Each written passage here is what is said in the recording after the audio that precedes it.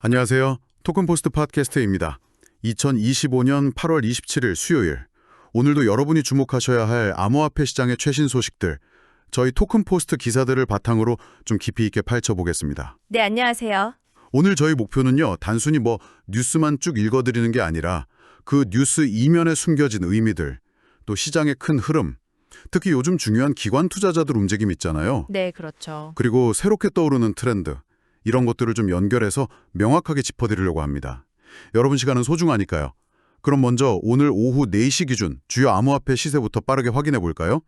시장이 전반적으로 좀 엇갈리는 모습이에요. 비트코인, BTC는 전일 대비 0.95% 소폭 상승해서 10만 1,049.23달러 선에서 거래 중이고요. 이더리움, ETH는 꽤 올랐네요. 3.98% 상승해서 4,588.18달러 기록하고 있습니다. 네, 이더리움 강세네요. 리플, XRP도 분위기 괜찮습니다. 3.13% 상승했고요. 그리고 솔라나, SOL이 오늘 좀 눈에 띄는데요. 7.66%나 상승하면서 상당히 강한 모습을 보여주고 있습니다. 네, 시세 딱 보면 비트코인은 거의 보합권에서 약간 오른 정도인데 말씀하신 대로 이더리움이나 솔라나 같은 주요 알트코인들이 상대적으로 훨씬 흐름이 좋죠. 실제로 보면 그 비트코인의 시장 점유율, 도미넌스라고 하죠. 이게 어제보다 한 0.54%포인트 하락해서 57.28%가 됐어요. 반면에 이더리움 점유율은 0.28%포인트 올라서 14.34%를 기록했거든요. 그럼 자금이 좀 이동하고 있다는 신호로 볼 수도 있겠네요. 네, 그렇죠. 이걸 보면 자금이 비트코인보다는 알트코인 쪽으로 조금씩 흘러 들어가는 거 아닌가, 이런 생각을 해볼 수 있죠. 다만 좀 주의해서 봐야 할 점은 전체 암호화폐 시장의 24시간 거래량, 또 그 탈중앙화 금융, 디파이 시장 거래량, 그리고 파생상품 거래량까지 이게 다 어제보다 줄었다는 거예요. 거래량은 줄었군요. 네, 일부 알트코인은 강세지만 시장 전체적인 활력은 약간 주춤한 그런 상태로 해석할 수 있겠습니다. 알겠습니다. 활력은 조금 줄었지만 특정 알트코인으로 자금이 가는 모습, 흥미롭네요. 자, 그럼 가장 뜨거운 뉴스, 오늘 저희가 좀 집중해서 봐야 할 이야기로 넘어가 보죠. 바로 미국에서 비트코인, BTC하고 이더리움, ETH 현물 ETF에 동시에 상당한 자금이 들어왔다는 소식입니다. 네, 이게 아주 중요하죠. 8월 26일 현지 시간 기준으로 이더리움 현물 ETF에 하루 만에 4억 5천만 달러, 우리 돈으로 6천억 원이 넘는 돈이 들어왔다고 해요? 엄청나네요. 이게 벌써 4거래일 연속 순유입이라고 하니까 더 의미가 있어 보입니다. 같은 날 비트코인 현물 ETF에도 8,800만 달러 이상, 한 1,200억 원 정도가 또 들어왔고요. 특히 이 흐름을 주도하는 곳이 그 블랙록이나 피델리티 같은 거대 자산운용사라는 점, 이게 정말 중요한 포인트 같아요. 맞습니다. 이 현상 어떻게 봐야 할까요? 그냥 돈이 들어왔다, 이걸 넘어서는 것 같은데요? 맞아요. 이건 정말 중요한 시그널이죠. 여기서 핵심은 단순히 돈이 들어왔다 이 사실 자체가 아니라 기관 투자자들의 꾸준하고 확산되는 시장 참여, 이걸로 봐야 합니다. 그러니까 비트코인 현물 ETF 승인 이후에 기관들 관심이 계속 이어져 왔잖아요? 네, 그랬죠. 그런데 이제 그 관심이 이더리움 현물 ETF까지 명확하게 확장되고 있다, 이런 강력한 증거가 나온 겁니다. 이게 일시적인 유행이나 단기적인 투자가 아니고요. 제도권 금융의 핵심 플레이어들이 암호화폐 시장에 대해서 좀 구조적인 변화를 만들어내고 있다, 이런 신호로 봐야 해요. 구조적인 변화요? 네. 블랙록의 ETH, 에나 IBT, 또 피델리티의 FETH, FBTC 같은 상품들 있잖아요. 여기에 꾸준히 자금이 들어온다는 건 이 거대 기관들이 암호화폐를 더 이상 위험한 대체 자산 이 정도로만 보는 게 아니라는 거죠. 장기적인 관점에서 포트폴리오에 넣을 만한 투자 자산군으로 아주 진지하게 인식하기 시작했다는 의미입니다. 특히 비트코인뿐만 아니라 이더리움 ETF에도 자금이 몰린다는 건 이들의 인식이 특정 코인을 넘어서서 생태계 전반으로 확장될 수 있다, 이런 가능성을 보여주는 거고요. 이런 흐름은 시장 전체의 신뢰도를 높이고 아직 좀 망설이고 있는 다른 보수적인 기관들 있잖아요. 네네. 그들의 참여까지 유도할 수 있는 아주 긍정적인 선순환을 만들 가능성이 높다고 봅니다. 그렇군요. 단순 자금 유입을 넘어서 기관들의 시각 자체가 변화하고 있다는 증거다. 그리고 그 범위도 비트코인에서 이더리움으로 넓어지고 있다는 점, 중요하네요. 이런 기관들의 움직임이 시장 체질 자체를 바꾸고 있다는 생각이 드네요. 자, 이런 큰 흐름 속에서 또 다른 주목할 만한 소식들이 있는데요.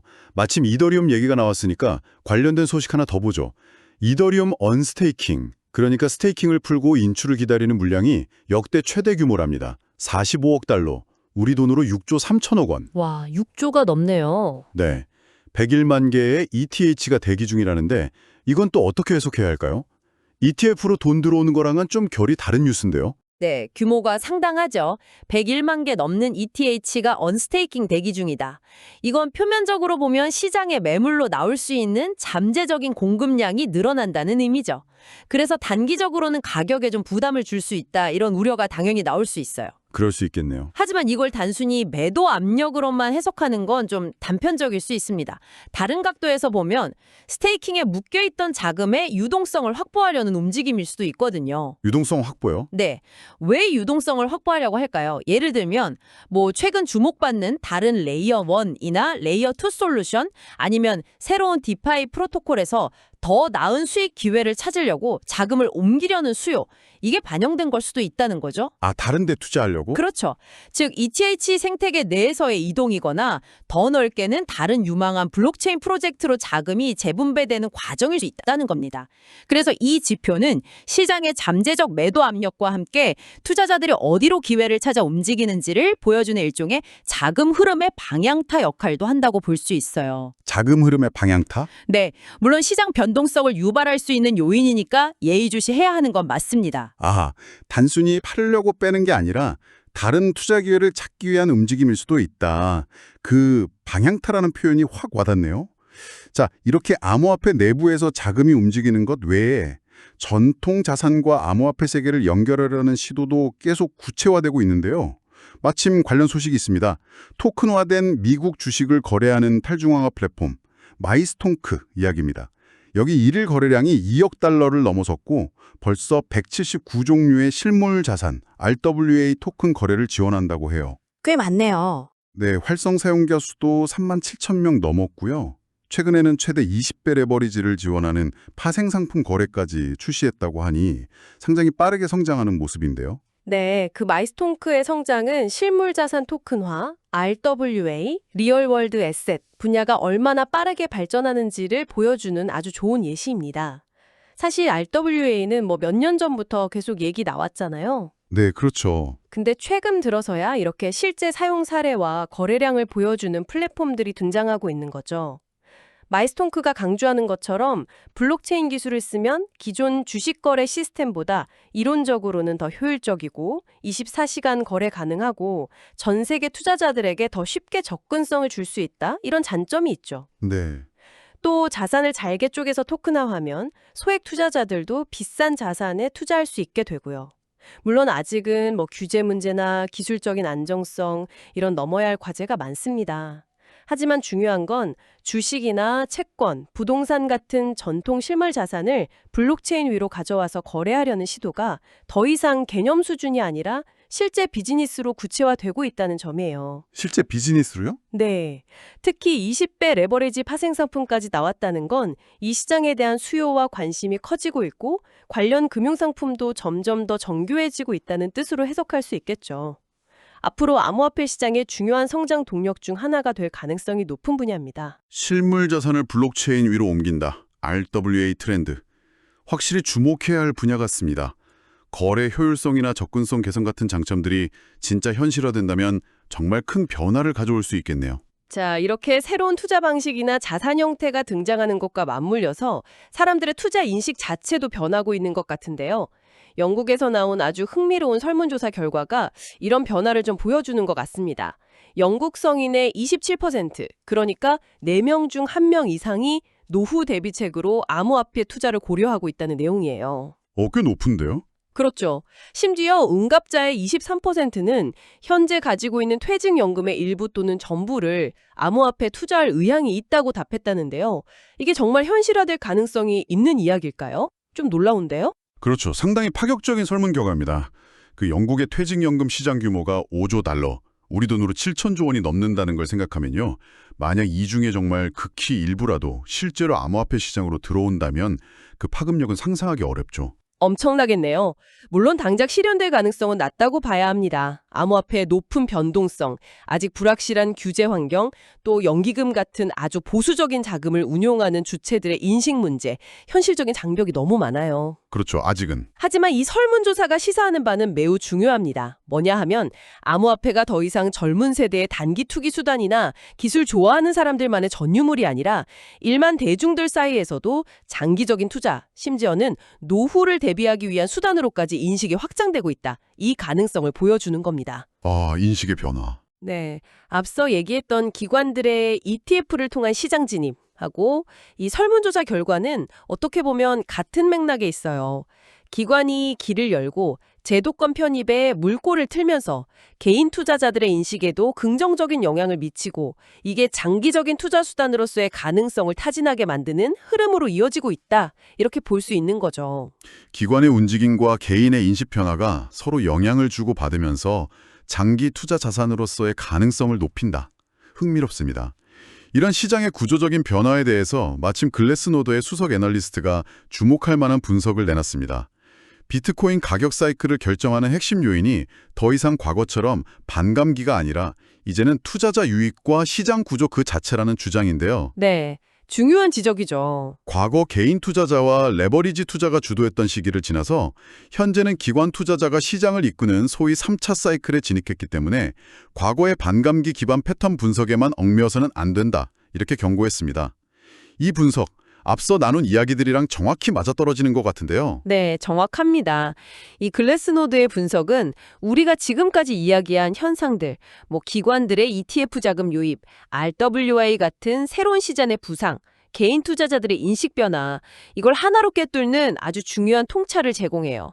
핵심은 시장의 동력이 바뀌었다는 겁니다. 동력이 바뀌었다. 네, 과거에는 비트코인 공급량이 절반으로 줄어드는 반감기가 희소성을 부각시키면서 가격 상승의 주요 내러티브였고 개인 투자자들의 투기적 수요나 과도한 레버리지가 변동성을 키우는 주요 요인이었죠. 네, 그랬었죠. 하지만 이제는 블랙록이나 피델리티 같은 거대 기관들이 시장의 큰손으로 등장했고 이들은 과거 개인 투자자들과는 다른 방식으로 시장에 접근합니다. 훨씬 장기적인 관점에서 포트폴리오 배분 차원에서 움직이죠. ETF라는 제도권 상품을 통해 들어오는 자금은 과거의 투기 자금과는 성격이 다릅니다.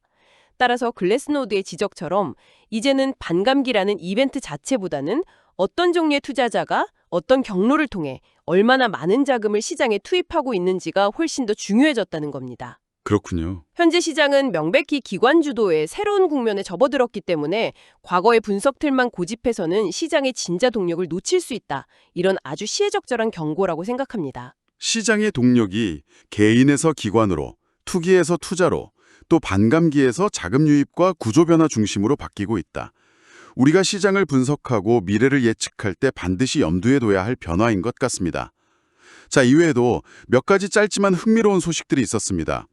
그 트럼프 전 대통령 일가와 관련된 것으로 알려진 디파이 프로젝트, 월드리버티 파이낸셜, WLFI의 락업 주소에 약 35억 달러, 우리 돈 4조 8천억 원 규모의 토큰이 예치되었다는 소식이 있었고요. 규모가 상당하네요. 네, 또 온라인 증권사 위블이 글로벌 암호화폐 거래소 코인베이스 프라임과 손잡고 호주에서 암호화폐 거래 서비스를 시작했다는 소식도 있었습니다. 전통금융과 암호화폐 서비스의 접점이 점점 늘어나는 모습이죠. 네, 점점 많아지네요. 마지막으로 과거 큰 피해를 낳았던 5억 달러 규모의 폰지 사기 사건, 해시플레이어 공동 창업자들에 대한 법원 판결이 너무 가렵다면서 미국 검찰이 항소했다는 소식도 있었습니다. 규제 당국의 움직임도 계속되고 있다는 걸 보여주네요. 네, 오늘 다양한 소식들을 살펴봤는데요. 몇 가지 중요한 흐름을 다시 한번 정리해 볼 수 있을 것 같습니다. 첫째, 블랙록이나 피델리티 같은 월스트리트의 거대 기관들이 ETF라는 합법적인 통로를 통해 꾸준히 암호화폐 시장에 자금을 넣으면서 시장 구조 자체를 근본적으로 바꾸고 있다는 점. 네. 둘째, 마이스톤크 사례처럼 주식, 채권, 부동산 등 현실 세계 자산을 블록체인 위로 옮겨와 거래하려는 RWA 시도가 기술적으로나 사업적으로 점점 더 현실화되고 있다는 점. 그렇죠. RWA. 셋째, 영국 설문조사나 글래스노드 분석에서 보듯이 기관뿐만 아니라 개인 투자자들 사이에서도 암호화폐를 단기 투기 대상이 아닌 장기적인 투자 포트폴리오의 일부나 심지어 노후 대비 수단으로 고려하는 인식의 변화가 나타나고 있다는 점입니다. 이런 흐름들을 종합해보면 전통적인 금융 시스템과 새로운 디지털 자산 세계 사이의 경계가 우리가 생각했던 것보다 훨씬 더 빠른 속도로 허물어지고 있다. 이걸 알 수 있습니다. 경계가 허물어지고 있다. 네. 여기서 청취자 여러분께 한번 던져보고 싶은 질문은 이겁니다. 이렇게 전통 금융과 디지털 자산의 융합이 가속화되는 것은 분명 흥미로운 변화인데 과연 이 속도를 현재의 시스템이 감당할 수 있을까요? 아, 좋은 질문이네요. 즉, 지금의 규제 프레임워크나 기술 인프라가 이렇게 빠르게 진행되는 융합을 안정적으로 뒷받침하고 잠재적인 위험 요소들을 효과적으로 관리할 준비가 되어 있다고 보시는지, 아니면 이 빠른 변화 속에서 우리가 아직 예상하지 못한 새로운 형태의 마찰이나 시스템적인 리스크가 발생할 가능성은 없을까요? 이 경계의 융합이 가져올 미래 금융의 모습과 그 이면의 도전 과제들에 대해 각자 한번 깊이 생각해 보시면 좋겠습니다. 네, 전통 금융과 암호화폐 경계가 허물어지는 속도, 그리고 우리 사회 시스템이 그 속도를 따라갈 준비가 되었는지에 대한 질문, 정말 중요한 화두인 것 같습니다. 오늘 준비한 내용은 여기까지입니다. 다음 시간에도 시장의 맥을 짚는 깊이 있는 분석과 통찰로 여러분을 찾아뵙겠습니다. 이상 토큰포스트 팟캐스트였습니다. 감사합니다. 감사합니다.